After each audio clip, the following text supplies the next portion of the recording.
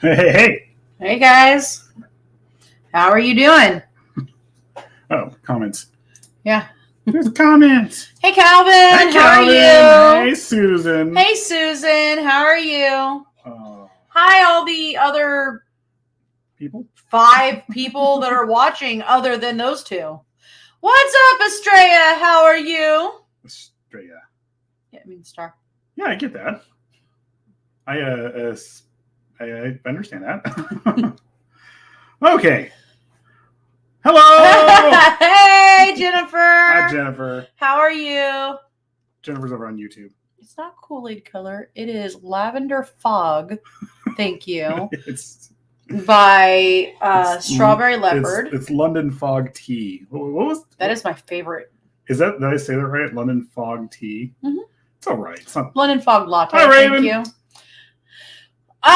Doing good. Got a headache. Feel like punching walls because of it, but it's okay. Mm-hmm. Hey, Raven. How are you? So, Apple TV just made me want to get Apple TV.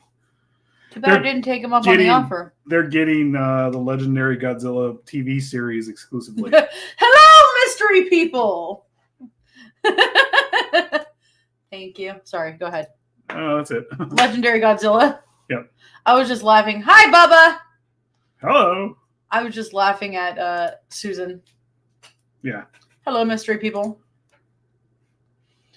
You know, I told you we could move that Godzilla one. No, it's fine. They can stay there. I'll be talking about it way too much. We are good. We are good. Thank you. All right. So today we are talking about the Kansas City Killer. Or Butcher, rather. Wow. The Butcher. Kansas City Butcher. Bob Berdella. And we got this idea. Well, we were talking to Otherwise be Nevermore the other night on the phone, and he brought it up, and I was like, "Oh yeah, we've not covered him one bit." Also, I guess some house cleaning. If you guys haven't checked out Grime Asylum, go ahead and check those guys out. They are fantastic. They're nice. They consist of people like Otherwise Be Nevermore and Hench the Entertainer. Yep. And even Sludge Muck. Yep. I also would like to mention, sorry, I can't do this straight face, that Otherwise Be Nevermore is announcing his candidacy for presidency. And here you go. Vote Otherwise Be Nevermore for president 2024. No more clowning around. Or even better, time for a real clown in office. Yeah, I would say so. One of those... Never mind. We're not getting political, but vote otherwise. He won't shit his pants.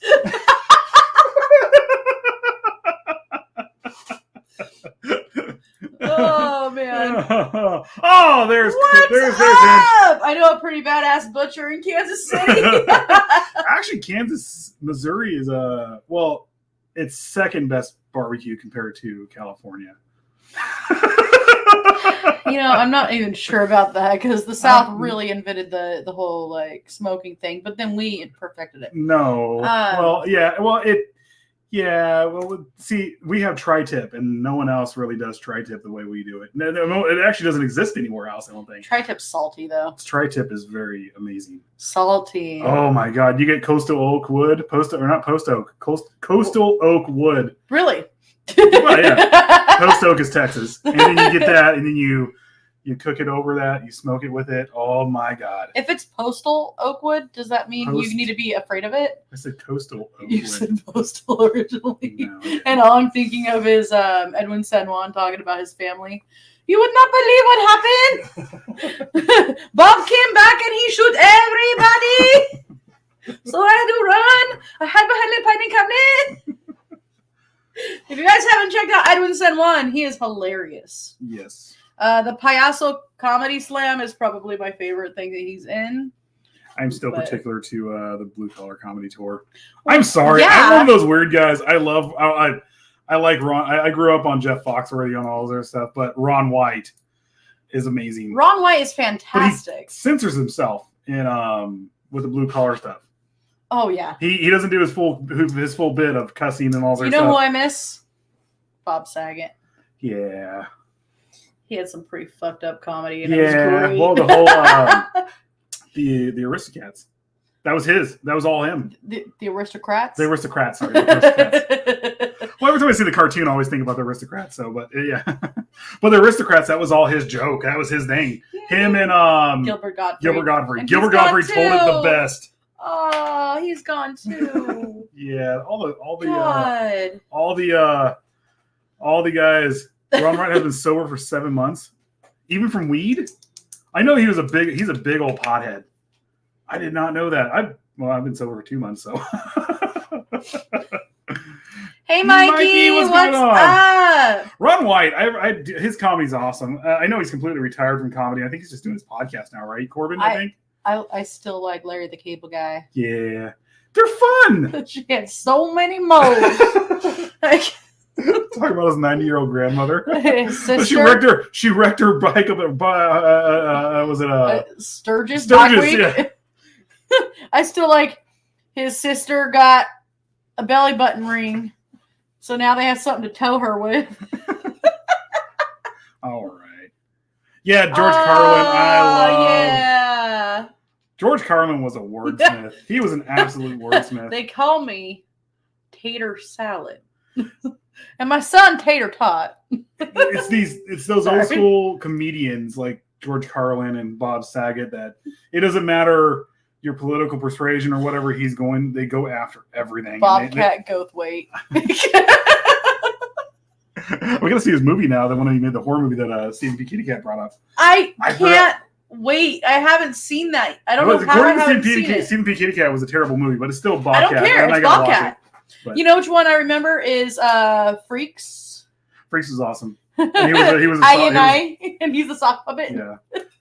Keanu Reeves was in that movie as Ortiz, the dog man, and he was uncredited. And it was right after him and the main character of Freak. Can't think of his name. Right after they did Bill and Ted, because they're actually good friends at the time, and that's why he helped him out with the movie. So, okay, we got to get on with this. All right, get her done. All right, so we're going to get into this. Robert Andrew Berdella Jr. Hi, Andrew. Hey, Andrew. Sorry you share part of the name, but, you're not an ass. He is. Oh. All right, so Robert Andrew Berdella Jr. Berdella. Born January 31st, 1949, and died October 8th, 1992. He was an American serial killer who kidnapped, raped, and tortured and murdered at least 6 young men after having forced his victims to endure periods of up to 6 weeks of captivity. Oh, yeah, he was brutal with that. He had an infatuation with vegetables, too, which was... Yeah. Yeah, we're going to get into all this. I feel like we had somebody on our network at one point that was like this. I forgot her. Never mind. There was a few D-bags. Yeah, but, I mean... I'm not saying names or anything, but anyway, his crimes took place in Kansas City, Missouri. By the way, not Kansas City, Kansas. Not Kansas City, Kansas. Where's Kansas City, Kansas? No, it's not. There's both. Don't fuck with me like that. There's both. You're fucking with me right now. There is no Kansas City, Kansas. Yes, there is. Lies. You go over a bridge and you're in Kansas City, Kansas. Oh, is it one of those border cities? Yeah. Like Portland, whereas Portland's actually in Washington and Oregon? Yeah, but it's Kansas City, Kansas, Kansas City, Missouri. That's the devil's work right there. I'll tell you that right now. That's all the devil's work. Talk to Hexus about that one. I am Hexus. It says it right there. Sam Kinison. Oh, yes. His was tragic because he actually sobered up, got his life together, and died on his wedding day in his limo. That's terrible. That's right. That's right. He died on his wedding day. He got into a car crash and died. Kansas. I lived in Kansas for a minute. I would live in Kansas. I have no problem with it. It's just flat. I don't know how. I could deal without the mountains. So I think Omaha is actually. While I was there, that's Nebraska.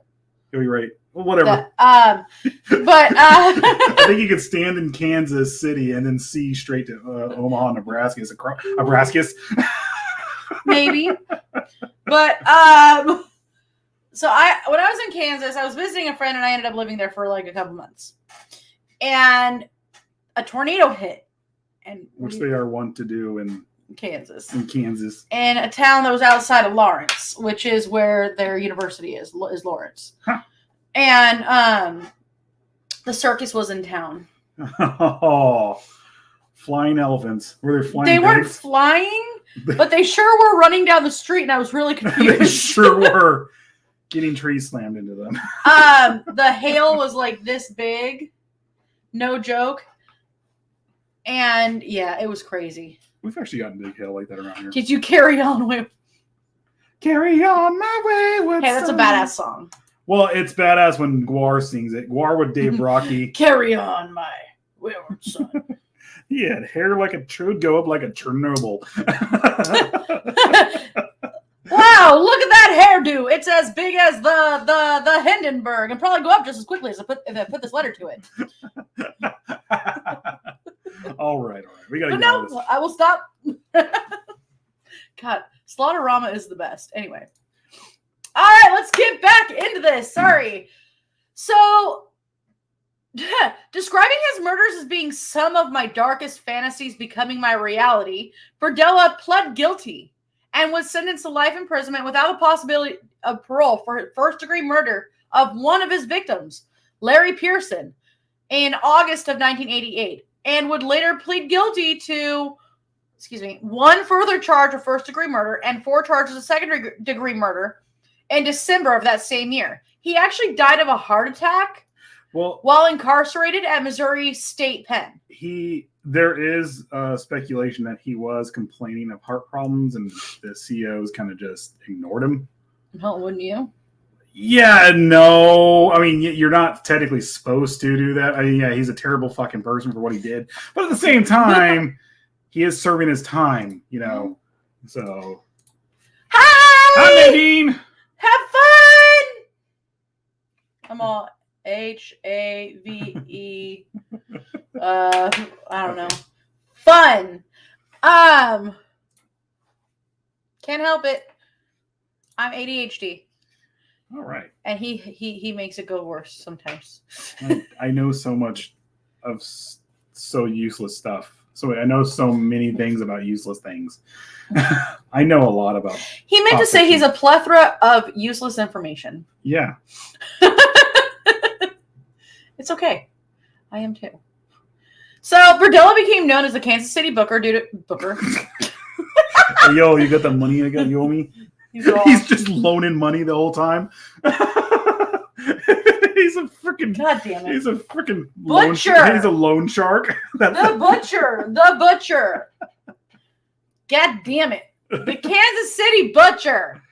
Due to his practice of extensively dissecting his victims' bodies, which he would then dispose of in garbage bags, and the Collector, due to both the movie, which he stated was the basis of his fantasies behind his modus operandi. A few serial killers have had this, the Collector, Charles Ng and all them. I just said a few and I can't think of anything else now. But yeah, including. Well, it's just like To Kill a Mockingbird too. That's another one that serial killers kind of gravitate to and stuff. Catcher in the Rye. Catcher in the Rye. Not To Kill a Mockingbird. Catcher in the Rye. There you go. Yeah. You know what I'm going to do real fast here? There's a lot of trigger. Wrong one. Yeah, that's the brand. I didn't mean to do that. Let's do this. Trigger warning. There's a lot of stuff here. Definitely need a trigger warning here. Yep.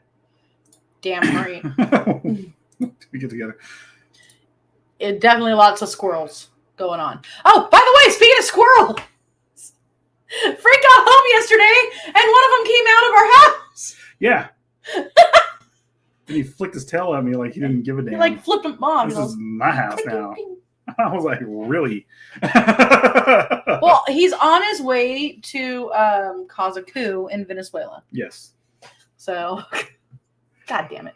All right, so early life. Robert Justin Rowland, give us money. Yeah. We love Rick and Morty. Right? Oh, I forgot to grab my soda. Yeah. Okay, we need to get on with this.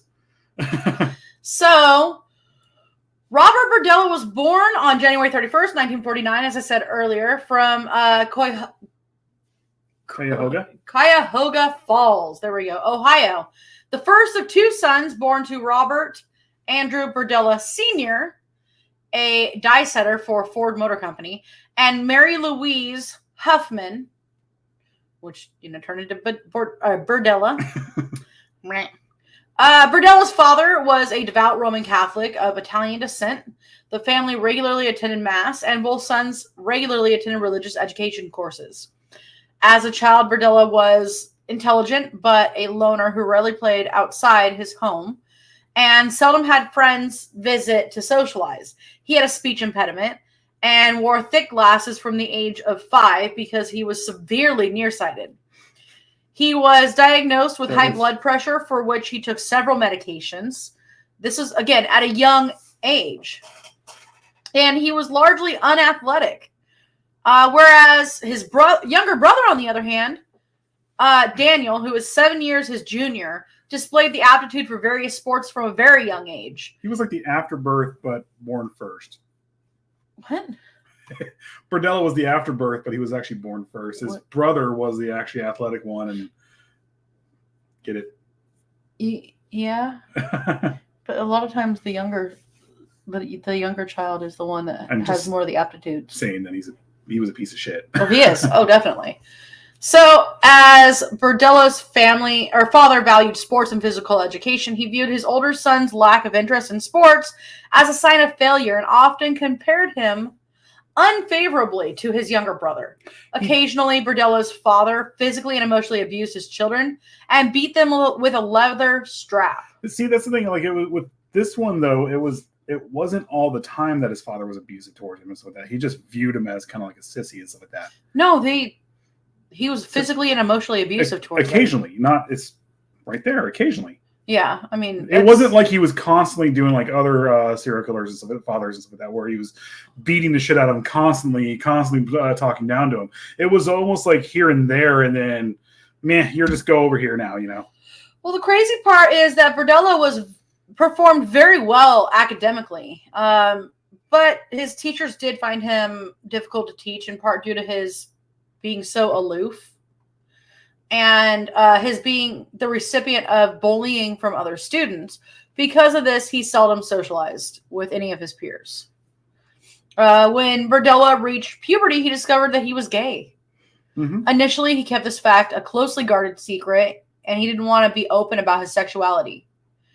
But in his teenage years, he did actually have a girlfriend. So, adolescence. By his mid-teens, he had begun to display a degree of self-confidence, which would often manifest itself via his attitude towards other individuals, in which he would exert a somewhat rude and condescending attitude, particularly towards women. He very much was a narcissist from early on. Mm-hmm. Yeah. He learned about cooking and art and developed some showmanship. The prestige. It's just doing So my brain just stopped. Here we go. On Christmas Day of 1965, the Berdella family drove to Canton, Ohio to visit relatives. That evening, Berdella's father had a heart attack at the age of 39. 2 days later, he died. This was actually a big moment too in his life too, because even though his father was somewhat abusive toward him, this affected him. He still respected him to an extent. This really affected him, like, majorly. So, in this time, Berdella Jr., sought solace in his religion, and he later extensively read about many different faiths, but ultimately became cynical about all religion. Yeah. In 1965, Berdella saw the film adaptation of John Fowles' novel, The Collector. Which there actually have been several collectors and stuff like that. Even the new one, Stephen P. King went into. The plot of the film revolves around a disturbed man who stalks and then abducts a young woman whom he finds attractive, holding her captive in his windowless stone basement and viewing her as little more than an attractive specimen. Hey, Star! Hey, Star! How are you? What's going on? Hope you're doing well. After several weeks, the woman dies of a contracted illness despite her captor's effort to keep her alive. Berdella later stated this movie had formed a lasting impression on him. Shortly after the death of Berdella's father, his mother remarried. This act was met with resentment by her older son, obviously, who viewed the move as a form of betrayal against his father. As a result, Berdella became increasingly withdrawn and further immersed himself in the solitary activities he had participated in since childhood, such as painting, collecting coins, collecting stamps, writing to foreign pen pals. I mean, these are all pretty... They're pretty mundane. Yeah, normal things. And it actually kind of... It's one of those mediocre qualities that a lot of serial killers share, because their lives aren't exactly going the way they wanted to go, so they have to make themselves more. Well, not as in a good way, but get out there and be like, okay, instead of actually trying to do something with my life, I'm going to go out here and just murder this person and rape them, or rape and murder, however they do it. So check this out. So he said that his hobby of writing to his pen pals in countries such as Vietnam and Burma, these pen pals would send him stamps for his collection and photographs of mythical and historical icons, ancient cultures, architecture, and this would lead to developing an avid interest in primitive art, photographs, and antiques. From approximately 1965, he would begin to avidly collect these artifacts. This practice would later inspire him to open his own business in 1982. Well, it was an antique business. It was it was at a flea market. It was called Bob's Bazaar or something like that, or Bazaar. It was a weird place. Supposedly, I probably would have loved it. Well, yeah, everyone to be honest. The whole rumors that actually popped up after they found out he was a serial killer that supposedly had human skulls there, but he never did. It's not illegal to have a human skull unless you kill it yourself. Well, you have to prove that it was actually from a certain time period. Like if you have a human skull from like last year, that's not good. Well, no. Actually, technically, you could still, you could actually buy cadavers. Yeah. Like most states will let you buy a cadaver. Especially Arizona. Yeah. A body farm. Not the body farm, but the body farm. No, the body farm is the FBI farm. But the place that I know you're talking about, it was the, oh my God, we were going to cover it. I can't remember what it was called. We still got to cover it. But it was a body chop shop or something like that. And that's what it was. Yeah, that place got in trouble because they were sending, not only were they were getting cadavers that were actually infected with HIV and all this other stuff. But they were also supposed to be burying a lot of these people, and like the ones that were closed casket, they would simply just not put them in there. Oh, it was brutal. It's a whole story. It's a gruesome one too. Oh yeah. So college years. In the summer of '67, Berdella graduated from Cuyahoga Falls High School. Throughout his studies in high school, he had earned such excellent grades and displayed such potential that in '66, one teacher had placed him in an independent study program. Shortly after graduation, Berdella relocated to Kansas City. There he enrolled in Kansas City Art Institute with aspirations of becoming a college professor. In his first year at the Kansas City Art Institute, he was considered an attentive and talented student, although by his second year, he became vocally anti-authoritarian. Yeah. He also became acquainted with a clique of students who supplied him with drugs, which he then sold to other students for profit. I mean, he was... Well, this is the one thing that she's going to carry over into later on. He's constantly... He actually has ketamine and stuff like that. That's one of the things he was using to drug his victims with. There's actually one in Tennessee as well. Tennessee, and then I think... But where's the FBI one? Is it Indiana? Or no, they use both, right? They use all of them. Oh, that's right. I mean, that's kind of cool. I want to visit. I would go see it, yeah. I want to visit. I would have to wear something because I can't deal with the smell of death. Even though we talk about it all the time and I can actually watch murder videos and stuff like that, I can't. Are you able to deal with formaldehyde? Oh, yeah. That's fine. I mean, it gives me a little bit of headache, but... But at the body farm, you're actually going to have that stench of death. Yeah, I know. It'll be everywhere. Straight up. And if you've ever smelled something as big as a cow decomposing, it's brutal. It's one thing when it's a small animal, you can kind of get past it, but a huge a huge animal or a person or something. I've heard stories. Mike, my friend Mike, when he was a security guard, how he would he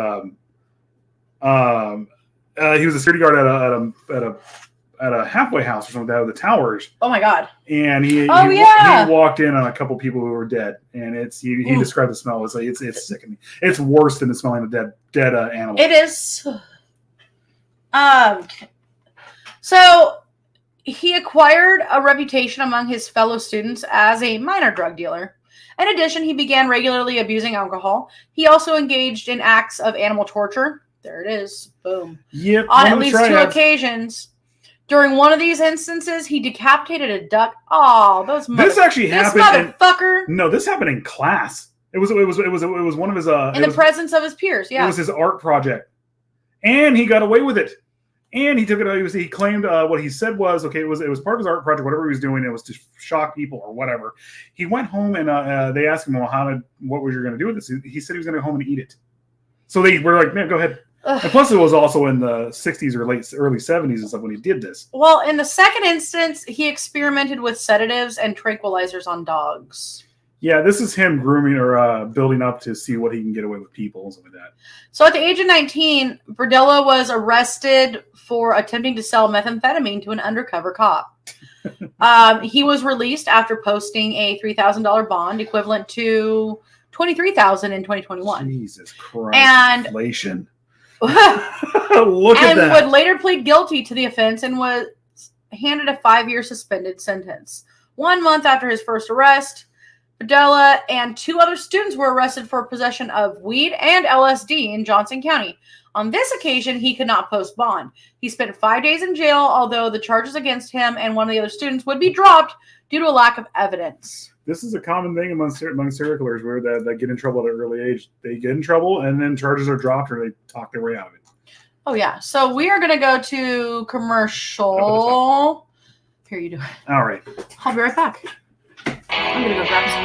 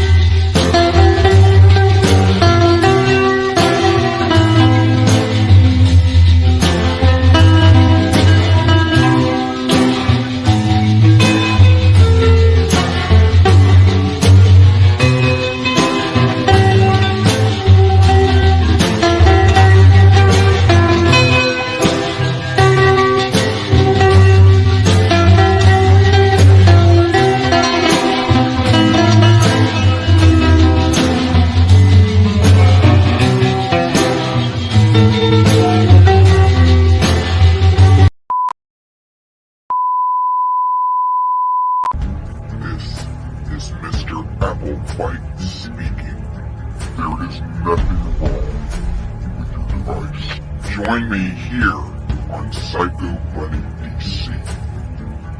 A delightfully dreadful consternation of horror content. Use your head and free your mind.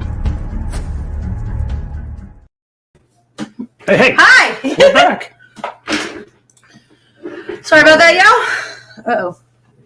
Sorry. We need a better chair. Haha.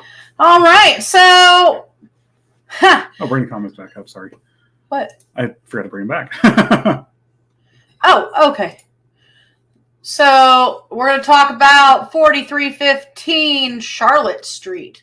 In 1969, Berdella voluntarily withdrew from the Kansas City Art Institute after receiving harsh criticism from college administrators for killing, then cooking a duck for the sake of art. Yeah, it wasn't. It's not art. I'm sorry. Murdering an animal in front of people is not. It's not art. It's just you being a dick. So he chose to remain in Kansas City, and in September of that year, he moved to an address within the Hyde Park district. By this stage, Berdella had become very open about his sexuality and being gay. He began spending much of his free time with male prostitutes, drug addicts, petty criminals, and runaways.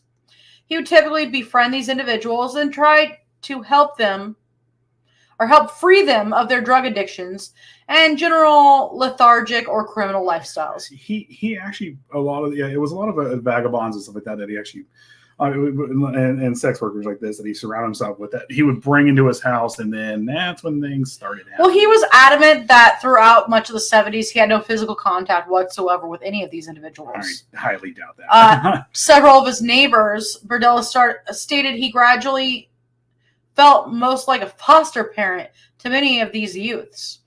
By the early 80s, many of the older acquaintances had ceased any form of social contact with him. And with him increasingly relying on these young men as a source of companionship or friendship, he would retrospectively claim to have become increasingly frustrated at many of these individuals' ignorance to his efforts to help steer them away from self-destructive behavior. He literally had a house. The way I don't know if we're going to get into this, but his house, he was a major hoarder too.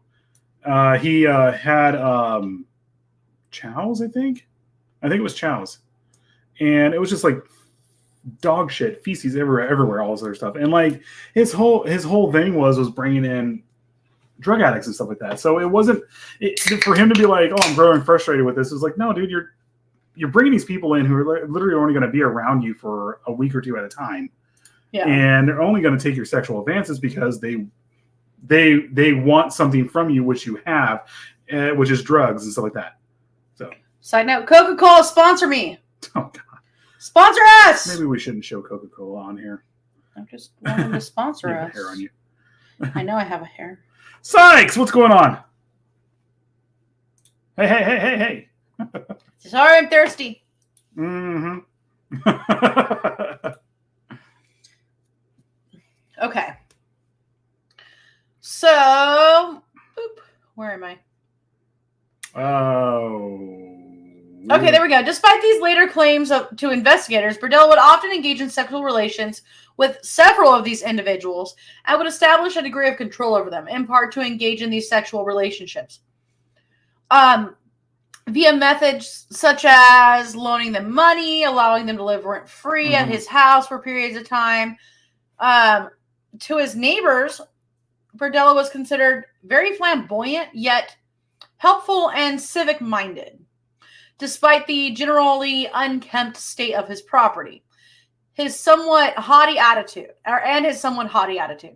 So beginning in the late 70s, Berdella would assist in the organizational activities of the South Hyde Park Crime Prevention and Neighborhood Association, becoming their chairman in the early 80s and encouraging neighborhood watch patrols. He remained active in this association until the mid-80s, when he relinquished his position with the organization. The crazy thing is he actually does share a lot of things in common with John Wayne Gacy. The active member in his community. No, there is not, but I wish there was. Rum and Coke. Man, I don't know. I'm not the biggest fan of rum and Cokes. I don't mind them. I like them. He shares a lot of stuff in common with John Wayne Gacy, with being active in his community at the time, taking in men, killing them. With the exception of he didn't hide them underneath his house. He just dumped them. He cut them up. He cut them up and dumped them. No, he didn't. He dumped them in his trash, and the trash man took them. That was the trash collectors and all this other stuff. That's what he did with them. That's the craziest thing ever, that the trash guys just were like, man, not even going to ask questions. Just threw these So they just thought it was meat that he was cutting up. That's what I was saying. They probably just thought it was meat. So I lost my spot. Berdella would also represent his neighborhood at fundraising events for a local public television station. Although he would also disengage himself from these events by the mid 80s. Which is when he really started killing. Mm-hmm. Shortly before Berdella had moved into this Charlotte Street address, he began working as a short order cook in various restaurants around Kansas City, in part to help pay the lawyer fees and fines accrued from the drug arrest that he had accrued at the age of 19. Sorry, Coca-Cola. It's good stuff. Starlight, go get it. As a means for obtaining additional income, he also sold arcane items of art and antiques as he had accrued and collected from contacts he had established in Africa, Asia, South America, and various Pacific Rim countries. It's the craziest thing to think that this guy actually got this stuff, and it was actually there is a guy who after he you okay? Who's burping? Oh, there was a guy who after he was I want to say after he was arrested, bought his entire estate, all the arcane stuff that he had, everything. It's awesome stuff, honestly. So he would actually initially operate this side business from his home. But as we had mentioned before, Bob's Bizarre Bazaar ended up being something that he started. Both Berdella's career and side business gradually flourished. And by the mid-70s, he began working as a senior cook at several renowned Kansas City restaurants, also joining a local chefs association and helping establish a training program for aspiring chefs at a local community college. Simultaneously, as his own business began to grow, he began to devote more of his attention to his own business as opposed to his work as a chef. So by 81, he had established several contractual agreements with both national and international contacts for his own antique business. He viewed this business as his full-time job and later ceased working as a chef. It's insane. If he wasn't a fucking murderer, he would have been successful. Successful with it. And all he did was sell stuff at flea markets. And that's what he did. It wasn't exactly like a storefront. He just went to a flea market and sold his stuff there and made a lot of money doing it. Mm-hmm. How's the weather up here? It was 103 today, Sykes, up here in Bakersfield. Yeah, it was not fun. I was in the water at that point. Yep. It didn't bother me, and it was Susan's windy. back! What's up? Yay. Awesome. Yeah, Kansas City Butcher tonight. We were going to do it last night, but I was tired. Yeah. I'm sorry. Well, we and I wanted to go see Black Phone, but we still didn't. Our refrigerator went out and all sorts of stuff, and we had to go order another one, and then it got here today, and then we spent about an hour or two getting it in and everything like that, and putting the old one outside. Not bad. Not bad. All right, so let's get into Bob's Bizarre Bazaar. In 1982, Berdella began renting his own booth at Westport Flea Market. The store was named Bob's Bizarre Bazaar and primarily sold and traded primitive art, jewelry, and antiques, although occasionally making a generous monthly profit. The income he typically generated via this business was often not sufficient enough to maintain his daily expenses and make ends meet. As a result, he would occasionally have to either sell goods to fellow merchants at a financial loss or steal or scavenge for items to sell at his booth. This is when he first started out, though. Additionally, he would often take lodgers at his home as a means to gain additional income. Mm-hmm. At his work premises, Berdella became acquainted with a fellow merchant named Paul Howell, who operated a booth adjacent to his own. Soon, Berdella became acquainted with Paul Howell's younger son, Jerry. Initially, Jerry Howell and his friends scathed and taunted Berdella over his overt homosexuality, although, according to Berdella, Jerry Howell later confided in him that he and his friends occasionally earned money as male prostitutes. I don't know. How bizarre. How bizarre. How bizarre. Now it's stuck in my head. You know what? Ooh, No. You know what? I'm going to do this to Susan. Toto, Africa. It's stuck in your head now. It's gonna take a lot to take me away from you. Okay, sorry. I did it. Oh, God. Now that's stuck in my head. Uh-huh. It's the greatest song in the world. Africa by Toto. It is absolutely the greatest song in the world. I bless the rains down in Africa. Why are there no vampires in Africa? Because they bless the rains. Because they bless the rains down in Africa.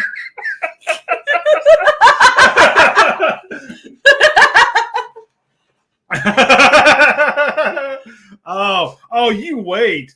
You wait till you get rickrolled later on. You're going to be afraid to open up your messenger tonight, Susan. No. As far as I know, he did not. No, the only that skull... was Geen. Geen did. The only skull he had that was a human skull, they tried to say it was one of his victims. It wasn't. It was a skull that I think he had from it was a skull dated back to the 1600s or something like that. So 2 words. Nipple belt. Yeah. There still is a nipple belt. I'm pretty sure it's in evidence somewhere. They didn't dispose of it. Yes. Metro by Berlin. That's a good song. 99 red love balloons. The German version. 99 Luftballons. Snarf, snarf, snarf, snarf, snarf, snarf. By the way, that's him trying to speak German. It's quite amusing. Snarfing, snarfing, snarf, snarf. Only because it's the song that never ends, Frank. It never does. Because it's awesome. Yes! The Frog Leap cover is amazing. Oh. Leo Mark. The dude from... Very Italian last name, but I love it. No, but he's from... where's he from? Denmark or someplace? I don't remember, but he has a really Italian last name. Oh, yeah. He's a good guitarist, too. He's a really good guitarist. He's a great musician all around. He's very well-rounded. He's associated with the dude from Equilibrium who does the metal covers, too. Yeah. The guy I always watch, I can't think of what his name is, but that does Misty Mountains Cold. He's the one who did the Skyrim theme, the metal version of it, all that stuff. I can't think of his name, but no, he's the guitarist and everything for Equilibrium, and Equilibrium is a fucking badass. All I can think of is Harry Partridge. Holy shit, what is this? Blessing God, very flames, do mine eyes, tell me lies, another Elder Scrolls game. Okay, there's going to be a part 2, guys. Yeah, there is. Maybe, if we're not doing a movie tomorrow night. Well, no, I mean, I don't know. Maybe I could get through this. I don't think we can. There's a lot here. All right. So by the early 80s, Paul Howell had relocated his business from the Westport Flea Market to a store within a building located close to the intersection of 39th and Main. His family had also moved into an apartment above the shop, and despite his younger son occasionally engaging in heated arguments with Berdella, they would invariably reignite a casual friendship, often via Berdella offering his legal or financial assistance should Jerry encounter minor scrapes with the law. By the summer of 84, Jerry Howell had turned 19. This is the thing too. He didn't go after underage victims. Yeah, well, he actually didn't. This is the one thing. He really didn't go. 19, 20 is usually was around his age. Between 20 or 19 and 25. Missouri. He was Kansas City, Missouri. He was on the other side. Or that way. Well, technically, too, the quiet neighbor. Yeah. Not Wisconsin. Where's Milwaukee? Is it Wisconsin or Minnesota? Minnesota. Is it Minnesota? Because I'm thinking of what's his face, the cannibal. Oh my God, Jeffrey Dahmer. Wisconsin. Yeah. Okay. Yeah. Wisconsin technically had the first one with the quiet neighbor, which was the first. But he was active longer. Yeah. Dahmer was active a lot longer than Berdella was. Well, that explains it. All that delicious barbecue. Sweet, delicious long pork. All right, so first known victim. I bet you guys could guess it. The Cheesehead Killer. It was a Cheesehead Killer. He found the Cheesehead Killer and killed him. No, the Cheesehead Killer. That'd be not awesome, but I would love to do a story on that. So, Berdella is believed to have killed his first victim on July 5th, 1984. His first known victim was, I bet you guys can guess this one, 19-year-old Jerry Howell. Yeah. With whom he had become closely reacquainted in the year prior to his murder, and whom he had abducted on the promise of driving him to attend a dance contest in Merriam. This is, I want to say this is the victim where he'll explain here, I think it does explain that he finally got control over someone in bed by tying him down and stuff like that. And that's what he really liked. Nice. I'm just listening to the agony of an ecstasy and on Watain. Okay, Watain. Oh, Watain's fucking rad. Hey, Melissa. Hi, Melissa. I would love to go see a Watain concert because it's a whole satanic ritual, really like from start to end. It was the same thing as Take. Take is another thing. Take is fucking rad to go see. Hoest. Hoest, yeah. Hoest is an amazing freaking love singer. Hoest. Yeah, sorry, we were getting off. You leave the cheese crumbs all over the murder scene. Cheese curdles or not cheese? Fried. It's just poutine everywhere. It's poutine. It's fried cheese like, curds. They have poutine. Like, hello, there you go, offering for the cops. I don't know what it is about poutine. Poutine. It's a love-hate relationship for me. I love poutine. I'm like, at first I don't like this, and then all of a sudden I do like it by the time I'm done. It's some good stuff. So, according to Berdella, he plied Howell with alcohol, Valium, and acepromazine, which, by the way, acepromazine is the stuff we gave the dogs for 4th of July. He also, later on, we're actually getting to it, like I said, he actually ends up getting ketamine and stuff like that, which is, it's also crazy, too, to think about this, because, okay, so when he gets into his torture and stuff like that here, he actually thinks ahead on how to keep him alive for a while. He actually gets a hold of penicillin and stuff like that to make sure to actually fight off infections that they get from him being tied up with, like, piano wire and stuff like that. Oh, yeah. So, he had given him the alcohol, the Valium, and the acepromazine both in his car and at his house until Jerry became unconscious. He then injected him with a heavy tranquilizer before binding him to his bed. Howell was restrained to Berdella's bed for a period of approximately 28 hours. It's insane. And this is his shortest victim. Yeah. Go ahead. The longest one was roughly 6 weeks. Yeah. Yeah. Yeah, it Such reminds a good me of movie, the scene of 7. Yeah. Still a really good movie. Oh, which scene was it though? The one with the contraption on the guy where he's all screaming, "Get this off of me! Get this off of me!" And they're like, "What's going on here?" And then they were like, "Oh God, what's in the box? What's in the box?" Oh God, I pulled that with that thing over at Huckleberry's. Taking pictures of the one box that they had over there. Oh, that's right. I forgot. I was like, there was nothing in it, but I was like, "What's in the box?" I was like, "Why do we have a themed restaurant, a Tombstone themed restaurant here?" I was like, "Oh wait, no, it's a Louisiana themed restaurant." Not that Huckleberry. I'll be your Huckleberry. What's going on? It's not letting me do it. There it goes.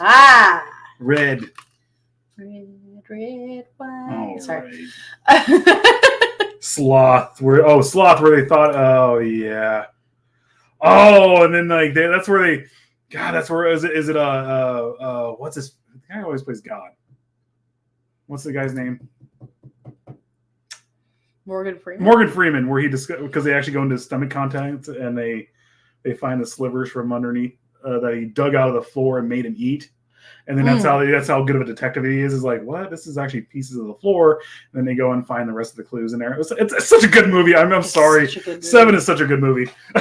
It really is. Tombstone. I love Tombstone. Yeah. That is one of my all-time favorite movies. Honestly, it's in my top 5. Yeah. Number 1 is still True Romance. True Romance is good. So you're so cool. You're so cool. California with a K is mine. Oh God, Brad Pitt, another good one. Really good one with David Duchovny. Well, sorry. I don't think we're getting through this. We're not getting through this. We're only going to get through his first known victim, and then we're going to start on tomorrow? Well, we can do it. Or do you want to do it on? I don't know. We can schedule for sometime this week. We'll get to it here and what's going on with us right now with things and summer vacation and stuff. Oh yeah. So Howell was restrained in Berdella's bed for a period of approximately 28 hours, which we talked about. Throughout this period of captivity, he was repeatedly drugged, tortured, raped, and violated with foreign objects. Howell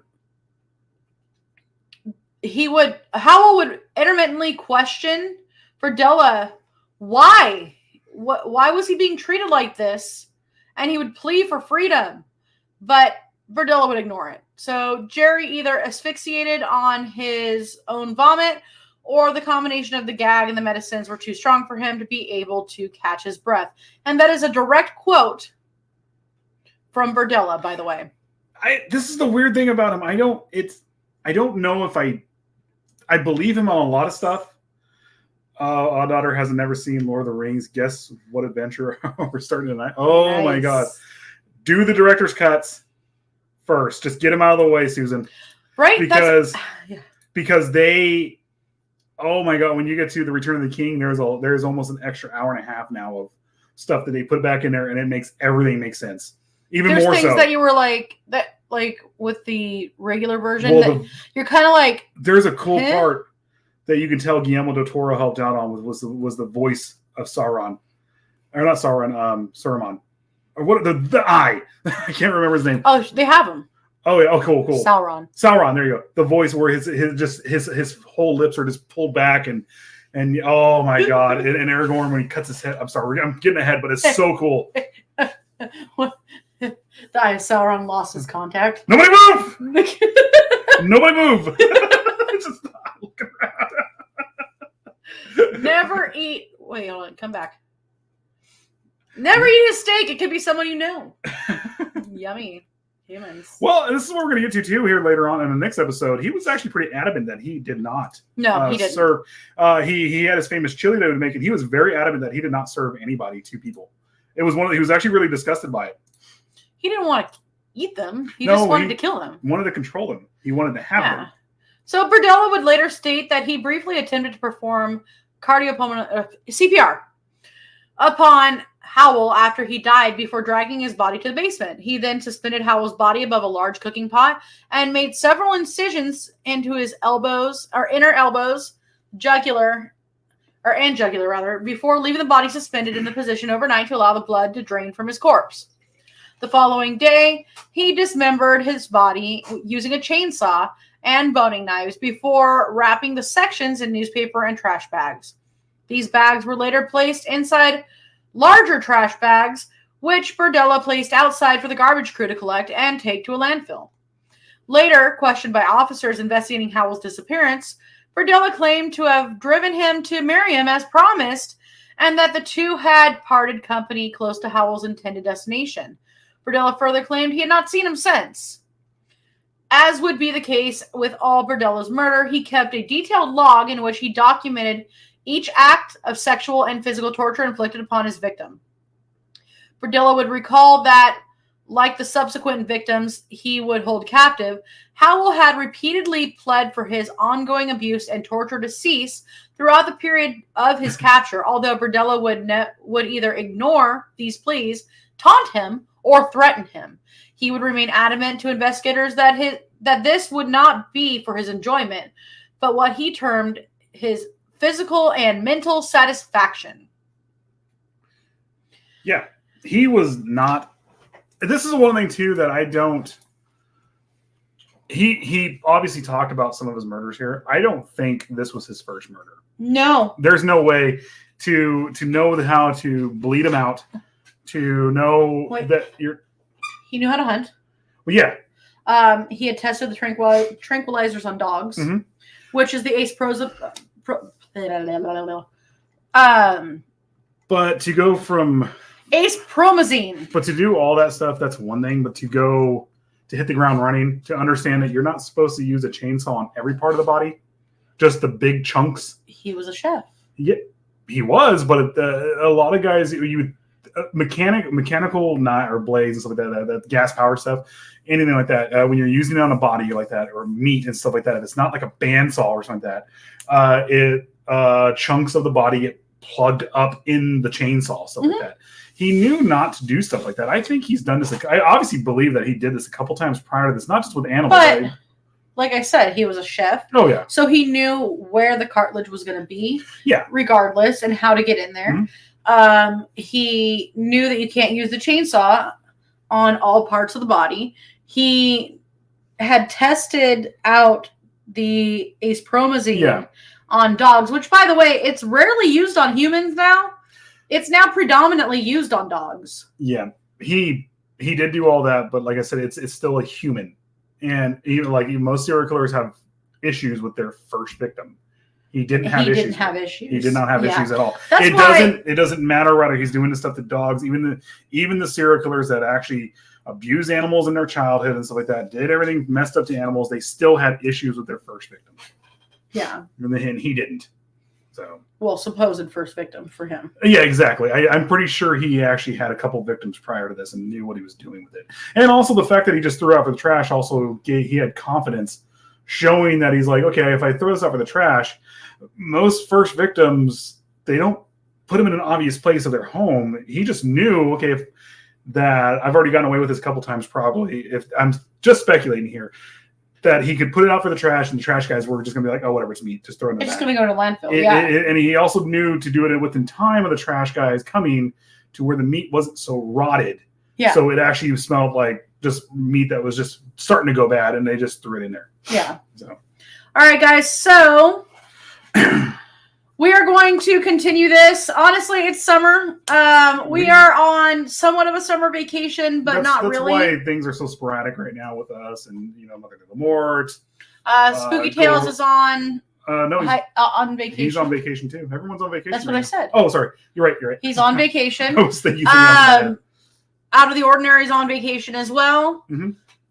And then we're going to be very sporadic. This is our summer break before spooky season. Except for Akya Chit Chat. That's every Wednesday. That is every Wednesday.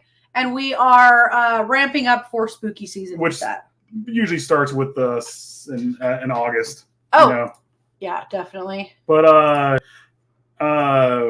what's going on? Keep talking. Oh, sorry. I was going to say, Grime Asylum, guys, go check them out. Definitely. It's Grime with a Y, Gryme. Mm-hmm. We got invited in. This is actually pretty cool. we are, we as people are affiliated with them now. Yes. So that's pretty chill. We're super happy about Corbin that. or Hinch is a fucking awesome person. Otherwise is fantastic. Yeah. Like I said, guys, vote.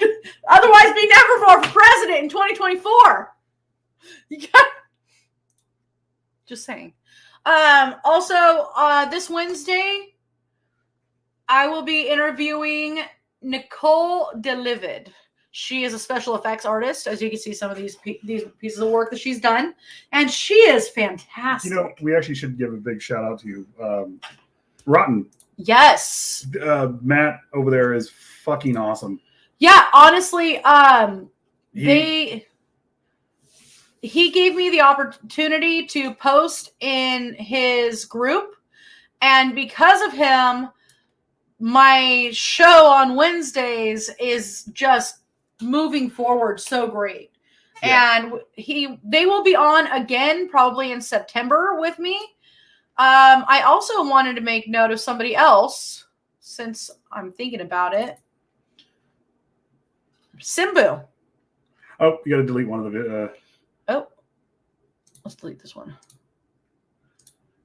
Okay. Sorry. So I have the awesome opportunity to interview Simbu next month on the 31st. The craziest thing is I've always seen his stuff, and especially in the SAS and stuff like that with Scurry Face. I never thought we would actually be talking to him. It was like one of those things. I mean, I'm pretty sure outside of everything, he's a very down-to-earth person, but it's just one of those things. He's so good at what he does here. He's so good at what he does here. It was like, it seemed like it was like one of those unreachable people, where like yeah, definitely. He's super cool, super nice guy. He's really chill, really down to earth, really nice guy. Great, like aesthetic. I love it. I absolutely love it. But guys, if you haven't had the chance to, go ahead and go to scurryface.com. He is one of the last two in the SAS. I think the last two. I think this yeah, Sunday he is. He's one of the last two. And this ends on Sunday tomorrow. Yep. And go vote for him. There's only one vote per device per week for this round. So get that vote in because he is killer. Mm-hmm. And I'm so excited to talk to him. Yeah. Oh, and Tuesday's Sykes' birthday. Nightmare Clowns Happy birthday. Check out the Nightmare Clowns.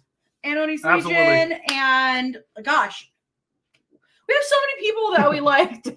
Honestly, like. I just think it's funny. I know you know what I'm thinking of right now. Is the other people. No. We have so many awesome people, and honestly, all of you guys, thank you. Yep. Thank you for your support. Thank you for being super chill and awesome with us. And again, a huge thank you to Matt Hall for letting me post in his group, and also a huge thank you to Hinch the Entertainer for like just in a heartbeat helping me out on Wednesday when we had just like a technical glitch. Yeah, he's awesome. That was actually super cool. That was amazing. We were like, I don't have anything here, and well, we were like, Florida man. I was like, obituaries. He's gonna talk about obituaries. Thank you, Sykes. Like we said, we're kind of on our summer break now, and we're coming back really, really strong in mid-August. Yeah. We're going to continue this episode.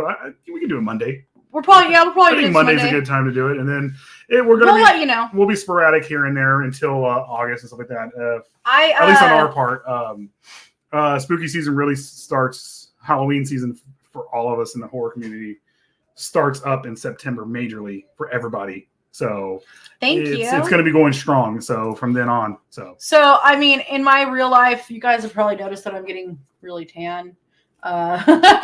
Yeah, I actually teach people how to swim. Yep. And I walk dogs. So I'm pretty busy lately. I forgot You Can't Sit With Us podcast. Yes. Go check that out. It's going to be on Spotify, all this other stuff. I actually am going to upload this tonight. This will be uploaded hopefully tonight. If not tomorrow. If not tonight, tomorrow.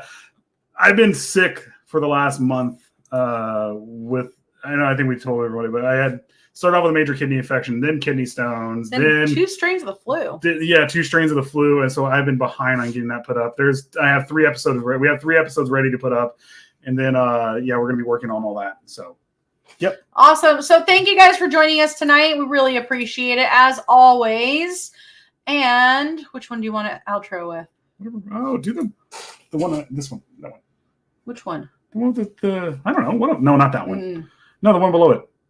That's I don't know what it is. I made it. It was intro. Fun. It's something. Let's just go with this one.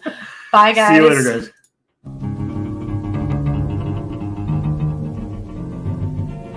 I will set the world higher.